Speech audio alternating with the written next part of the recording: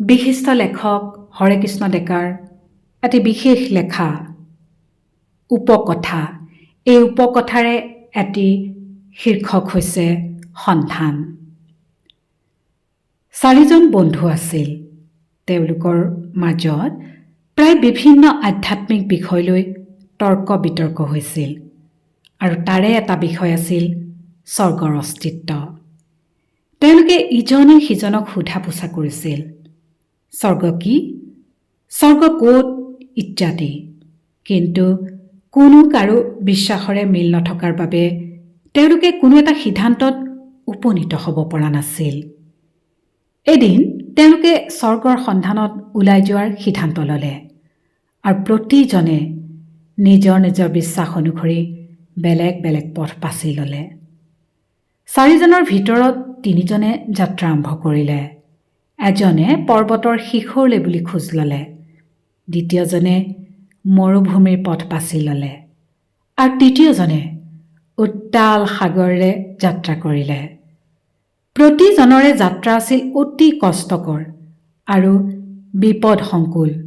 অচিনাকি পথত খোজ দিওঁতে তেওঁলোকে পদে পদে বিপদৰ মুখামুখি হৈছিল। শেষত 3জনেৰে যাত্ৰা অন্ত পৰিল আৰু এখন মুকলি দুৱাৰ থকা এক অতি আকৰ্ষণীয় স্থানত উপস্থিত হ'ল, য'ত তেওঁলোকক যেন স্বাগত জনাবলৈকে দুৱাৰখন খোলা আছিল।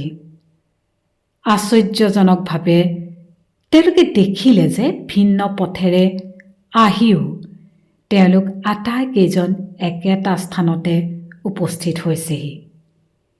সেই দুৱাৰৰ সন্মুখত এজন ঋষি সদৃশ ব্যক্তি বহি আছিল আৰু তেওঁ যেন তেওঁলোকলৈ বাট চাই আছিল।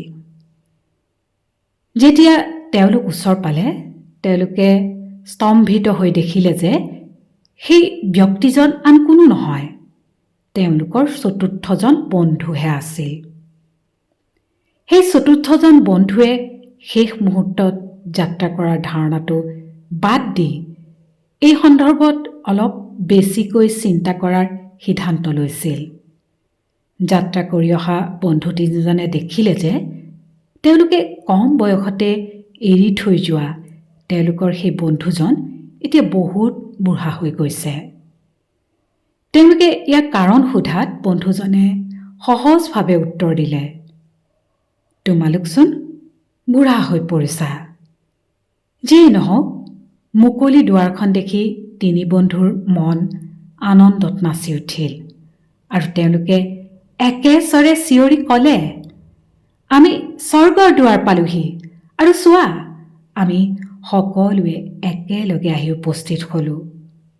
যাত্ৰা নকৰা সেই 4ৰ্থজন বন্ধুৱে কিন্তু নিলিপ্ত কণ্ঠেৰে ক'লে, নহয়, এয়া নৰকৰ দুৱাৰ আৰু তোমালোকৰ ভিতৰলৈ সোমাই যোৱাৰ সম্পূৰ্ণ স্বাধীনতা আছে।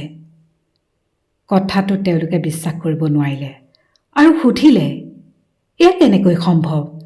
আমি ইমান কষ্ট কৰি ইমান নিষ্ঠাৰে যাত্ৰা কৰিলোঁ আৰু তুমি কৈছা এয়া হেনো নৰকৰ দুৱাৰ। কিন্তু তুমি আমাক কোৱাচোন, কোনো যাত্ৰা নকৰাকৈ তুমি ইয়াত কেনেকৈ উপস্থিত হলাহি? তেওঁলোকৰ চকু মুখত সন্দেহ স্পষ্টকৈ ফুটি উঠিল।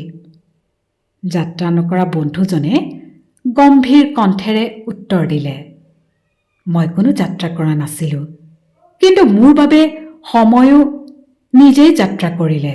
আৰু 3জনে চিঞৰি সুধিলে, অৰ্থাৎ তুমি এই কথা আগৰ পৰাই জানিব পাৰিছিলা?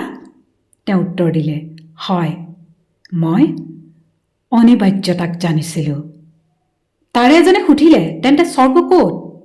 তেওঁ উত্তৰ দিলে, কিছুমান লোকে ইয়াতেই স্বৰ্গৰ দুৱাৰ বিচাৰি পায় আৰু তেওঁলোকে কোনো যাত্ৰা নকৰে। বাকী কেইজনে একেলগে সুধিলে, কিন্তু সেয়া কেনেকৈ? তেওঁ পুনৰ ক'লে, কাৰণ তেওঁলোকৰ যি আছে তাতেই তেওঁলোকে সুখ বিচাৰি পায়।